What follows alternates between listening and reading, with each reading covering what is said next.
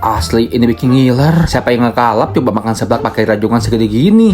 Baru pertama cobain seblak pakai rajungan kayak gimana rasanya ya? Siapa sih yang gak kenal seblak Prasmanan Teh Nina? Orang Perumnas pasti udah pada tahu nih. Seblak Teh Nina yang dikenal seblak ala Prasmanan dan kuahnya paling unik, bro. Dan kagetnya lagi seblak Teh Nina di sini pakai rajungan. Ada juga pakai bakso jumbo segede gaban gini.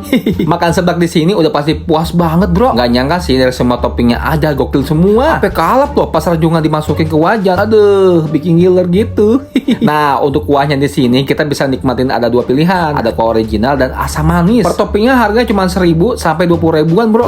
Udah nggak usah diragukan lagi kan ya. Kalau pakai rajungan harganya nggak sampai 50 ribuan. Selain seblak, mereka juga menyediakan pawon rice smoke nih, bro. Makanan siap santap dan langsung dadakan. Lebih kalapnya lagi, menu-menunya unik banget, bro. Ada jengkol geledek, tongkol granat, dan oseng cemil netizen. Pertama lihat seblak pakai rajungan emang aneh sih. Pas cobain kuahnya segar, manis, asem, bro. Dari toppingnya matangnya rata, rajungannya rasanya no debat.